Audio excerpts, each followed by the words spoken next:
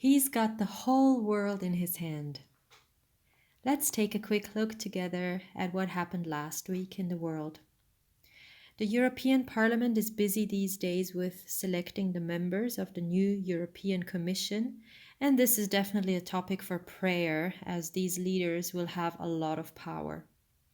Sadly, in Germany, the German ruling coalition fell apart, and this is just bad timing as Europe should be strong now with this big transition in power in the USA. As we're mentioning the US, Donald Trump won the presidential election. I was curious about the outcome and was surprised about the clear win. Trump has already promised influential positions to people like Elon Musk and Robert Kennedy as well. Around 3.2% of the voters voted for third party candidates, which is a sign of dissatisfaction about the options as well, as this percentage has almost doubled compared to the 2020 election. It is to be seen what a new Trump term will bring to the States and the world. Will the US benefit from more stability, better values, a better economy, and positive contributions to conflicts in the world? Or will unpredictable behaviors and decisions create even more chaos in the world? We will see. In Turkey, unfortunately, more mayors who had been appointed through democratic elections were replaced by mayors belonging to the ruling party, a practice that has been seen a lot over the last years. Even a former AKP member of parliament said about these developments, I don't expect any solutions from politics anymore. Our elections have become like Russian elections. You can't win elections against the state.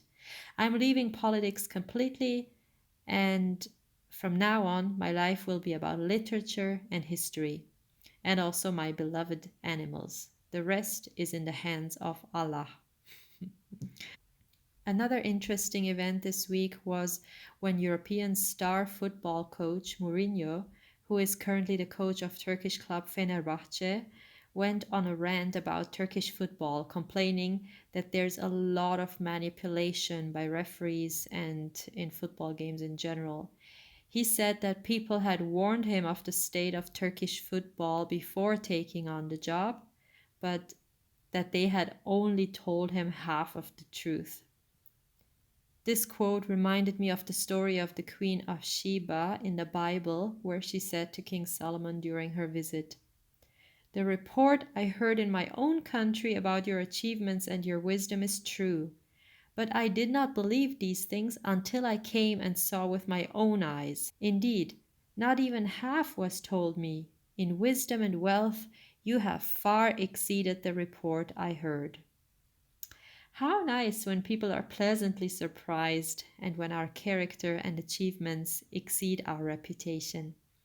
Sadly, this is not the case in Turkey, and if this is the verdict of the situation in football, can you imagine what the situation in this country is like when it comes to areas like education, economy, politics? The war between Russia and the Ukraine is not going in a good direction. Russia seems to gain more influence, and not least through involving tens of thousands of North Korean soldiers on the front now as well.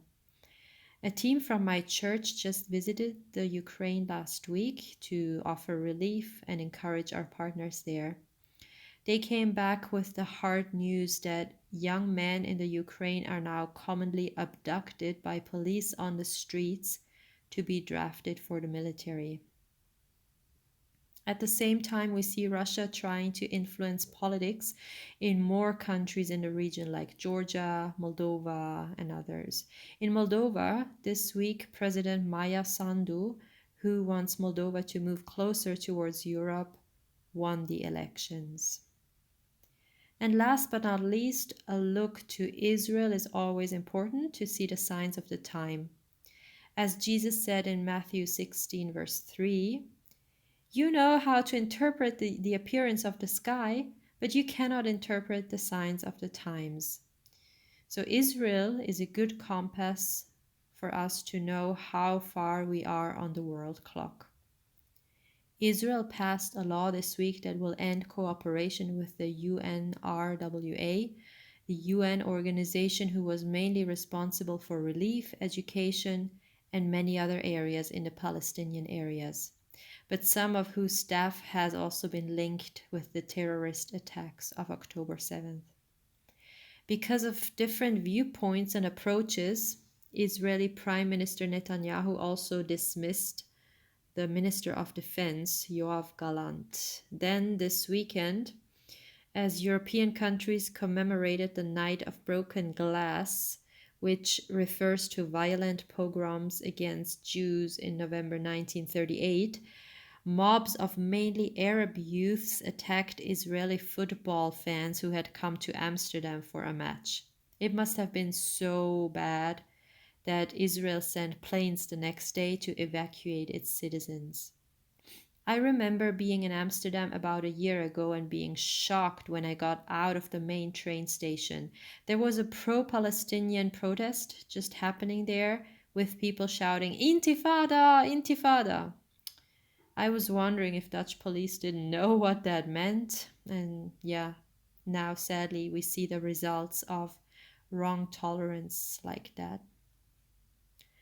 But to end on a good note, something encouraging I read about a politician and party leader in Upper Austria was that he had realized through a book he had read that he had to devote more time to his family and children and therefore was leaving politics. I would like to congratulate him for this decision and courage, and I'm sure God will see and honor him for that. God has thought of family, and good father figures are very much needed in today's society. God is the best father, and he will go with us into the future, whatever it holds. Isn't that good news? That is good news.